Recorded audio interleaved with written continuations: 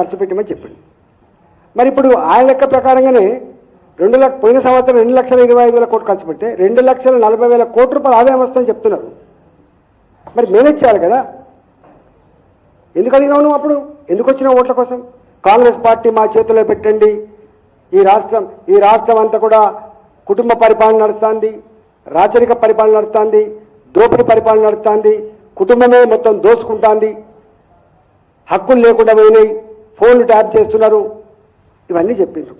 ప్రజలందరూ నిజమే 10 సంవత్సరాల కాలంలో కుటుంబ పరిపాలన పోవాలని, రాచరిక పద్ధతి పోవాలని, దోపిడీ పోవాలని, మీకు తెలంగాణ ఇచ్చినాడు కాబట్టి మీకు ఇంత ఓటు ఎత్తే మంచి చేస్తారని చెప్పి భావిస్తే వాళ్ళు పేలవంగా పరిపాలించాలని చెప్పి నీకు ఓటించిన కర్మానికి వాళ్ళకు 10 సంవత్సరాలు పడితే నువ్వు 10 నెలల్లోనే ఈ పని చేసినావు. అంటే ఆర్టీసీ పిలువు, మాట్లాడు, అర్థం చేయించు, ఆర్టీసీ కార్మికులు పిలువు, రేపు అవుట్సోర్సింగ్ ఎంప్లాయీస్ని పిలువు, రేపు ఉద్యోగులను పిలువు, నువ్వేం చేయగలుగుతావు చెప్పు.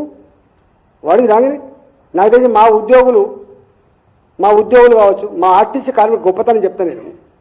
తెలంగాణ ఉద్యమంలో సమ్మె చేసినప్పుడు మీ మొత్తం ఉద్యోగాలు తీసేస్తారంటే నా ఉద్యోగాలు పోయినా పర్వాలేదు, దసరా పండుగ సందర్భం అయినప్పటికీ కూడా మా ఇళ్లలో దసరా లేకపోయినా తెలంగాణ కావాలని చెప్పి కొట్లాడిన వాళ్ళు మా ఆర్టీసీలు, గంత గొప్ప మనసున్న వాళ్ళు మా ఆర్టీసీలు, మా ఉద్యోగులు, బాధ్యత కలిగిన వాళ్ళు మా ఉద్యోగులు.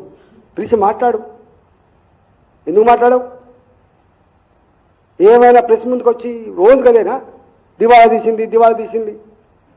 తెలంగాణ ఆఫీసర్లు బ్యాంకులకు పోతే దొంగ లెక్క చూస్తున్నాను మాట్లాడతావు, దొంగ లెక్క కనబడుతున్నావు. దొంగ లెక్క అయితేనే నీకు 64,000 కోట్ల అప్పిట్లా పుట్టింది 2024-25లో. దొంగ లెక్క అయితేనే మళ్ళీ ఎట్లా పోతున్నావు అప్పులకు?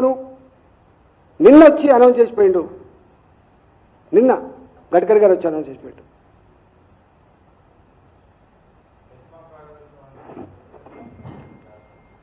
ఈ ఎస్మాలకు తెలంగాణ గుర్తుపెట్టుకోండి, తెలంగాణ ప్రజలు కానీ తెలంగాణ ఉద్యోగులు కానీ బెదిరింపులకు లొంగరు. వాళ్ళు ప్రేమకు లొంగే గుణం ఉంటుంది తప్ప బెదిరింపులకు లొంగే సమాజం కాదు తెలంగాణ.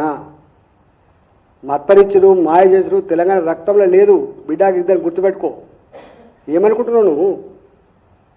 చేపలు ఎట్లా ఎదురెక్కుతాయో అణచివేతకు వ్యతిరేకంగా ఎదురెక్కే గుణమున్న సమాజం తెలంగాణ సమాజం. ఇంకా ఎస్మాలు ఎంతమంది ప్రయోగించిండు? ఎన్టీ రామారావు ప్రయోగించిండు, ఏం చేసిండు మీకు ఐడియా ఉండాలి. సమ్మెలొద్దని చెప్పి మాట్లాడిండు, ఏమైంది? గతంలో ముఖ్యమంత్రి ఇది ఆర్టీసీ కార్మికులు సమ్మె చేస్తున్నప్పుడు సంఘాల ద్వారానే ఆర్టీసీ దివాళా తీసింది, సంఘాలు క్లోజ్ చేయమని చెప్తే క్లోజ్ చేసిండ్రు. కానీ ఎవరు దిగొచ్చిండ్రు?